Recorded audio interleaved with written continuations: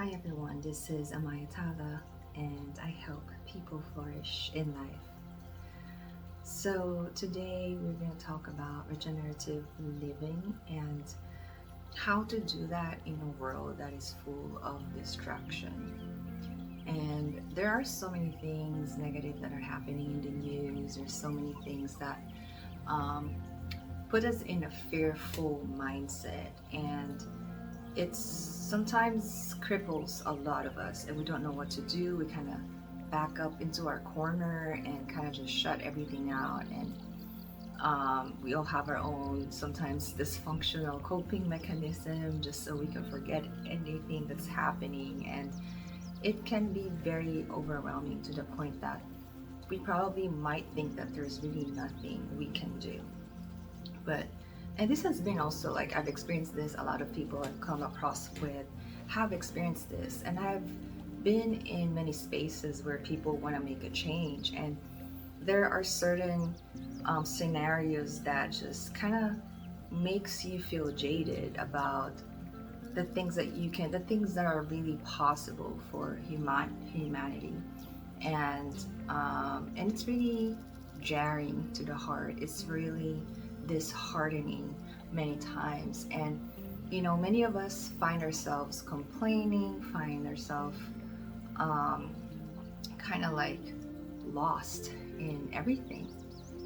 And now that I am in, I've healed so many things within myself. I've gathered tools about what I can do within my control so that I can be someone who can be an agent of change to the world in my own way and in the spaces that I'm in. So, and it's a constant learning, it's a constant reflection, it's a constant mind shift and perspective shift.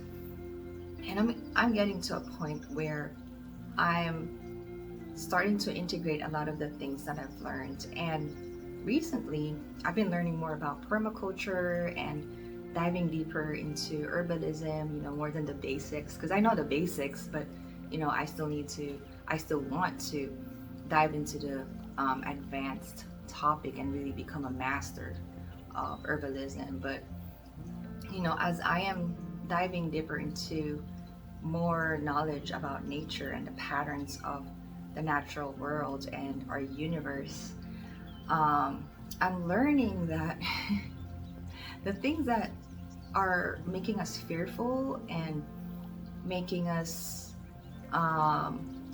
complain and blocking us, obstacles in our way, are actually the very opportunity for us to do our work in this world. And it's easier said than done, because when you're in the pit of mud and you're trying to survive, you're trying to just keep yourself afloat. You don't have the resources, metaphorically speaking, it's a mud. But and in that, scenario, you don't usually have the resources to make a change. You don't have access to things, and you're being pulled down, you're being blocked, obstacles after obstacles is like weighing you down. You don't have the energy. But then um, you are in the pit of the mud. But the creator put you here on earth, which is literally mud and soil and dirt, and and even in the human body, like that most people are in the state of which is very polluted. We're put in here and it's very dense and it's very polluted and it's very toxic. It's very, it's really hard to live with this kind of energy. So we are literally in the pit of the mud, metaphorically speaking. But this, but the Creator sent us here with all of the tools that we have within ourselves, within our DNA, within our ideas, within our creativity, within our talents, within our ability to observe, within our ability to question, our ability to say no, our ability to set boundaries, our ability to design.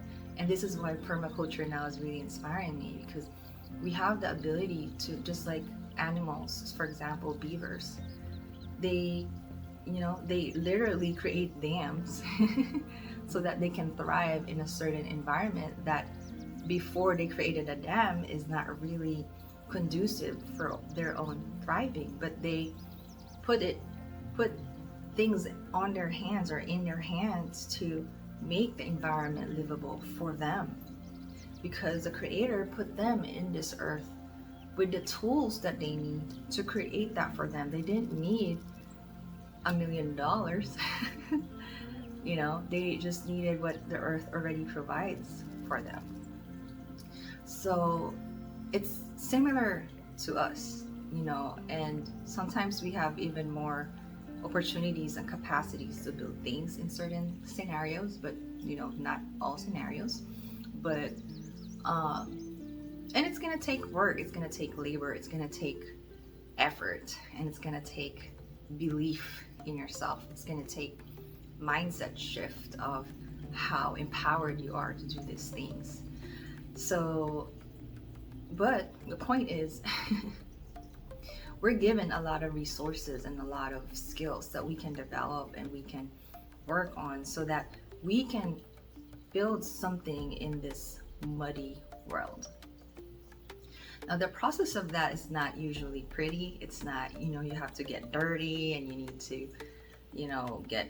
it is tiring. You need to till the soil. You need to work with the bugs that bite you. Metaphorically, could be toxic people or scenarios or just energies that are not really, conducive to thriving. And it is going to take effort and a lot of navigating the challenges, making sure that you don't get sick, you don't get hurt, you don't get harmed, because there are things in that mud or in the wild or whatever you call it that could hurt you and even kill you.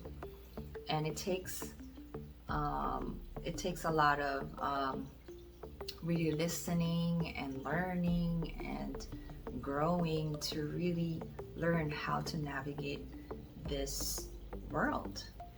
And but the point is, the very mud that we're in is a very fertile soil, even if it's not fertile, even if it's sand. Because I've been watching a lot of gardening and everything. I mean, I still have a lot to learn, but even in sand or soil with no nutrients, that's an opportunity to nourish and use the elements to work for us to work to make a certain terrain fertile again, so we can plant something. So we are the stewards of that, and not just with the actual physical soil, but also in the human soil, in the societal soil, in the social soil. And it's definitely not exactly the same process, but it's very similar because we're part of nature. You have to get to know the creatures, you have to get to know the beings and how we are connected to everyone else and how we're connected to other systems, how we're connected to the natural system and the garden and Mother Earth. Like, how all of those are connected takes listening and willingness to learn, and really sometimes setting aside the preconceptions that we have about the ability to change those things. And a lot of those starts with healing, because a lot of the misprojections or projections or misconceptions that we have about each other, about ourselves, are things that we need to heal. And so healing is a really helpful tool for us to shift our mindset, shift our perspective. So I don't know if you can actually read this, but I kind of just came up with this just to help me kind of like integrate things. But the destruction in the world that's happening right now, for me, is an opportunity for us to use the tools that we have to make that toxic soil or barren soil alive again. And There are many tools to do this, and this is probably gonna be the topic of my succeeding videos that I'm gonna be recording in the future. But one of the tools that we can use is healing. And with healing, we connect more, with ourselves, with other people in a more genuine way. And creation, when we're healed and we're connected and we see the world in a very natural and very authentic, very regenerative way, we can create things that really enliven the world and our world. And we can help spread that to people who also choose the same thing. We cannot really change the world, but we have the capacity to be a steward of certain spaces that we have access to. And if you don't have access to any land, this is the beauty of it. You have access to yourself. And this is the first earth that you can cultivate and that you can clean up, you can take care of, and you can uplift and empower so that it can be a really powerful agent of change. So it's a very beautiful thing once you see it that way. Once you see the opportunity of all this destruction and lives that are lost, to not go in vain, because you are keeping the life alive. And with that, we can build new ecosystems or even just inspire it. But you can build it within your own life, definitely, if you choose to. And you can inspire other people to think about how they want to design their own thriving life. And, when you do this more, when you cultivate more, it may take time, but it's just the natural world. At some point, you're going to harvest the fruits of every seed that you planted. Maybe not all of them are going to grow, but they're eventually, once you become, more familiar with the laws of nature, and you work with nature, and you understand why certain things don't grow and other things grow, certain things destroy and other things create. Once you understand that law of nature and just respect it and become humble enough to accept that, it will be easier for you to be able to harvest the fruits that you co-created with nature. And this is such a beautiful thing, and I am a living testament of how I don't have much resources. I came from a background that, I came from a third world country, and I don't have land, I don't have my own home, my own house, I don't have my own car, but my life is thriving because I know that the Creator already gave me everything I need to thrive.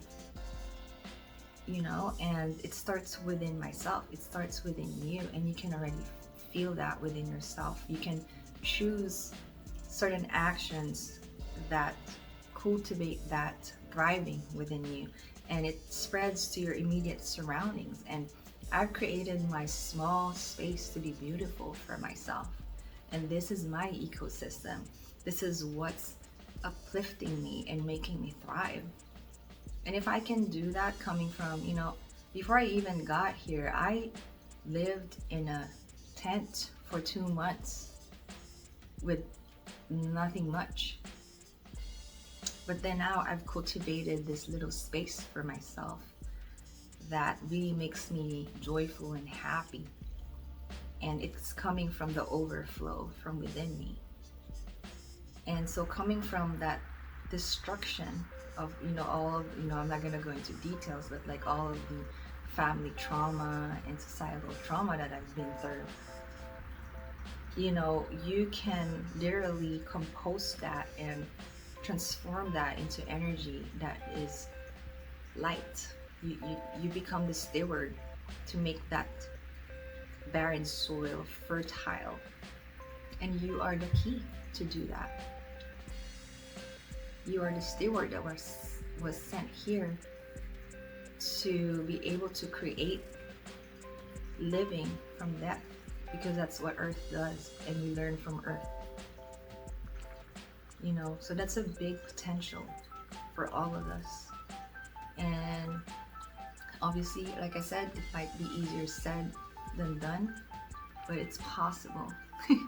And there is a way out, and you just need to do some, like when you start a garden, you have to learn it, and I am available for that. I do have my one-on-ones, and you can also search about it by yourself. There's a lot of resources in YouTube and people who are very inspiring in YouTube, especially. Um, but if you want to know what I know, I have my one-on-ones, I have, my offerings in my website if you're interested, but you don't have to. But at least I hope you get that message that what's happening around us may be scary, but it's also an opportunity for us to till this barren soil. Actually, no-till is, maybe we don't need to till.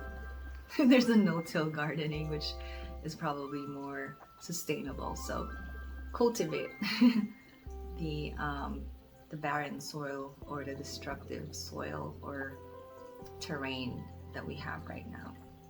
So that is my spiel for today. So I hope that brings inspiration to your life, and I hope that spreads light and inspiration, and spreads the movement of regeneration and flourishing into your life and into other spaces you're connected to. So yeah, and hit the like and subscribe button and the notification bell to help support this channel so that we can spread this message more. And yeah, till next time, I hope that you have an amazing past, present, and future moments. Until next time, I'll see you again, and namaste.